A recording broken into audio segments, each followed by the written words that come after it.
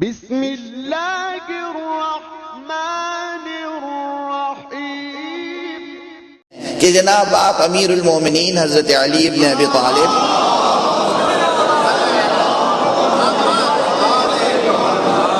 علیہ السلام کے اتنے دل دادا ہیں، آپ ان کی امامت کے قائل ہیں، خلافت کے قائل ہیں، عصمت کے قائل ہیں۔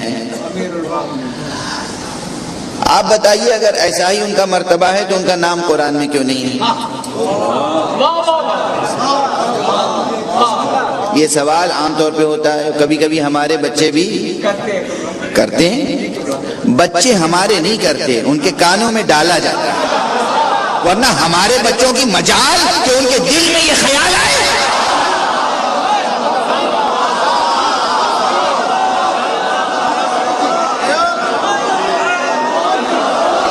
ہم جب نکاح پڑھتے ہیں تو صرف ان کہتو قبل تو نہیں کہتے، حدیث قصہ بھی پڑھتے ہیں۔ احسارِ آئے تطہیر میں جو عقد ہوگا اس عقد کے نتیجے میں کوئی ایسا پیدا نہیں ہو سکتا۔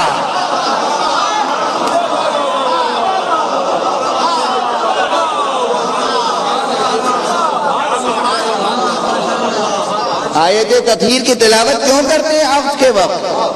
حدیث قصہ، حدیث قصہ پہلے، پھر ان کہتو قبل تو، تاکہ جو نسل چلے پاکیزہ چلے۔ ایسی نسل وجود میں نہ آئے جس کے دل میں شک پیدا ہو۔ تو ہمارے بچے نہیں سوال کرتے، ان کے کانوں میں ڈالا جاتا ہے، ان کے منہ میں کوئی اپنی زبان رکھ دیتا ہے۔ بچے تو بچے، بچے تو بچے، بچے تو بچے چاہے کتنے ہی لمبے ہو جائیں۔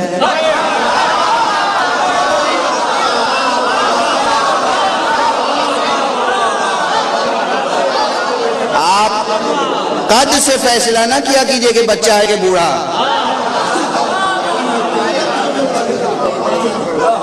قد سے کچھ فرق نہیں پڑتا۔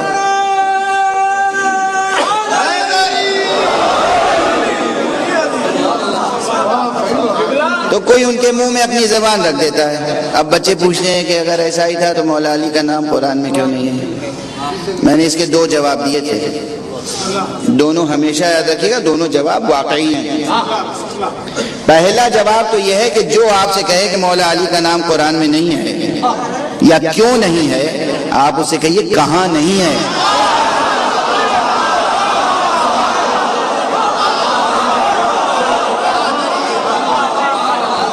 پوری علمی ذمہ داری سے کہہ رہا ہوں، پوری علمی ذمہ داری سے کہہ رہا ہوں، کہاں نہیں ہے قرآن میں نام علی؟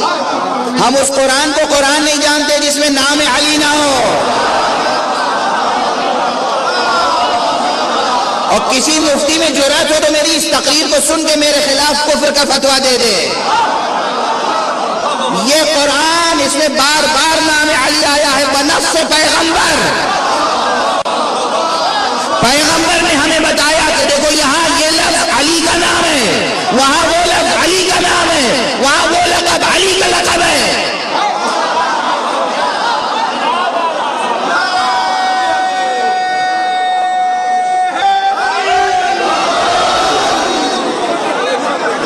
اب ہم پیغمبر کی بتائی ہوئی تفسیر کو اختیار کریں یا جناب والا کی تفسیر؟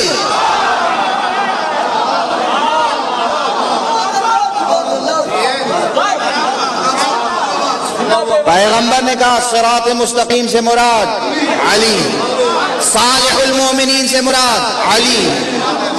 پیغمبر نے کہا نبأ عظیم سے مراد علی۔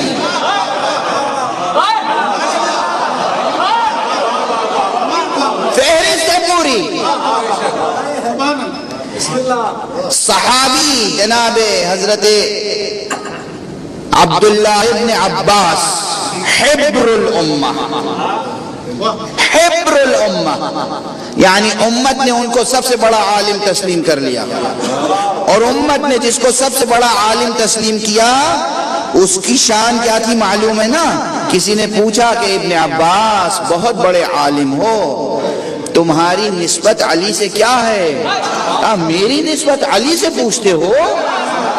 میں تو سمندر کے مقابلے میں قطرے کی نسبت بھی نہیں رکھتا.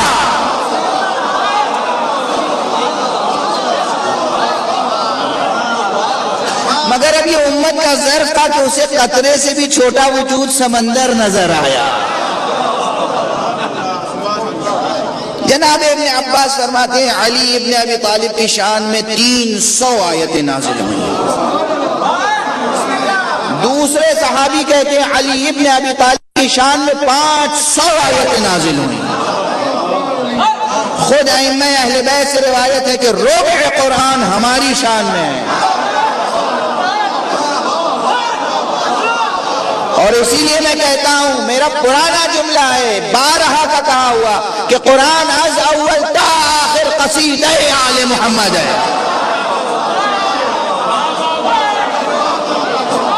اگر کسی اور کا تذکرہ ہے تو بعنوان تشبیہ۔ شاعر سمجھتے ہیں کہ قصیدہ کیا ہوتا ہے، اس میں تشبیہ کیا ہوتی ہے۔ یہ قرآن پہلا جواب کیا ہے؟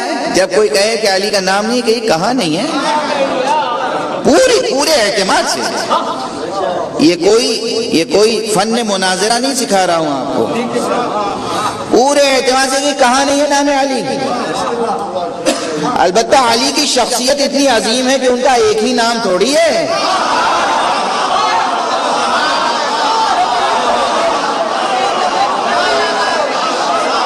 شخصیت اتنی بڑی ہے تو اس کے نام بھی ہزاروں ہیں۔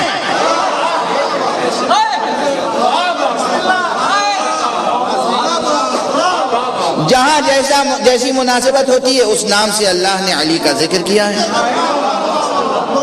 اور خود امیر المومنین علی ابن ابی طالب علیہ الصلاۃ والسلام کا نام لفظ علی کے ساتھ بھی قرآن میں موجود ہے، مگر یہ وہی سمجھ سکتے ہیں جو قرآن سمجھ سکے۔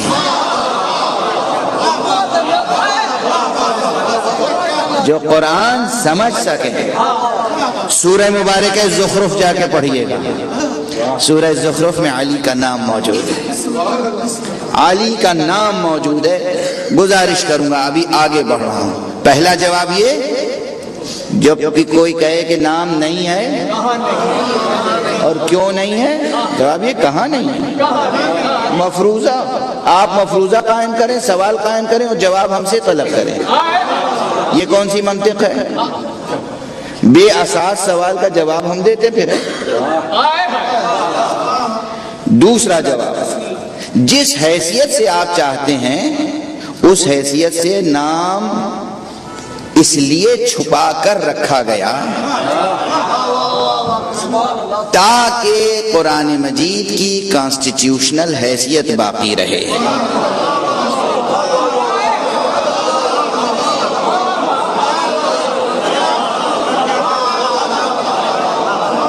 قرآن کانسٹیٹیوشن ہے، آئین ہے، آئین میں کسی بھی عہدے کی شرطیں لکھی جاتی ہیں، کوالیفیکیشنز لکھی جاتی ہیں، کسی کا نام نہیں لکھا جاتا۔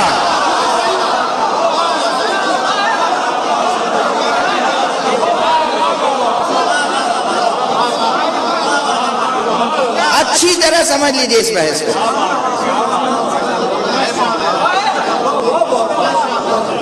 کانسٹیٹیوشن ہے، پاکستان آزاد ہوا، ہندوستان آزاد ہوا۔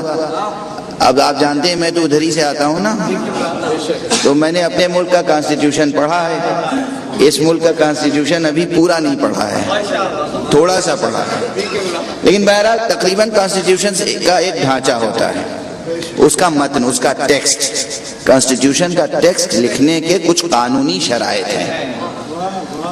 جس وقت تقسیم ہوا ملک، اس وقت بالکل طے ہو چکا تھا کہ صدر کون ہوگا، وزیر اعظم کون ہوگا، کون سا قلمدان کسے سونپا جائے گا، بڑے بڑے عہدے سب طے ہو گئے تھے، اور دو ہی پہ تو تقسیم ہوا تھا، کرسیوں ہی کا تو جھگڑا تھا،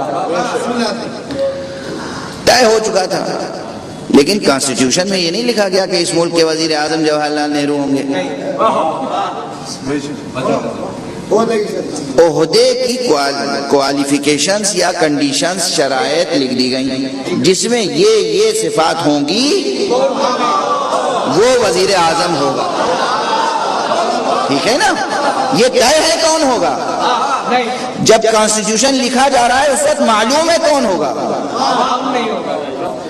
لیکن اس میں نام نہیں ہوگا، صفتیں ہوں گی.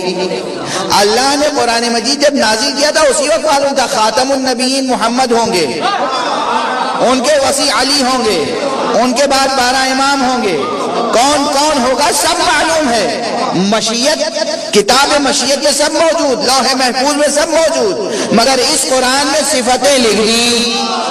انما ولیکم اللہ ورسولہ والذین آمنوا الذین یقیمون الصلاة ویؤتون الزکاة وہم راکعون. دیکھو تمہارا ولی، تمہارا حاکم، تمہارا سرپرست اللہ ہے اور اللہ کا رسول ہے، اور وہ اب صفتیں شروع ہوئی، وہ ہے کون معلوم ہے، مگر صفتیں لکھی گئی. اور وہ جو ایمان لائے، وہ جو نماز قائم کرے، وہ جو زکوٰۃ دے، زکوٰۃ یوں ہی نہ دے، حالت رکوع میں زکوٰۃ دے.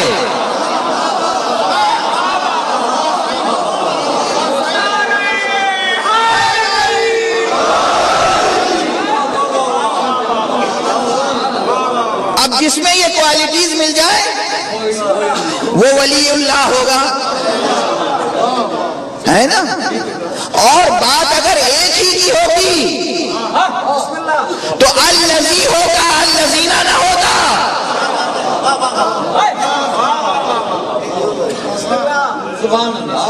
الذی یعنی ایک، الذین جمع ہے. پیغمبر کے بعد سلسلہ قیامت تک رہنا ہے امامت کا، اس لیے صرف الذی نہیں کہا گیا، الذین کہا گیا. واضح ہے؟ تو دونوں حیثیتوں سے جواب ذہن میں رہنا کہ علی کا نام ہے ہر سورے میں. کوئی سورہ نہیں ہے جس میں ذکر علی نہ ہو. جس سورے میں بسم اللہ نہیں ہے اس میں بھی ذکر علی درمیان میں ہے. صلوات پڑھ دیجئے محمد و آل محمد.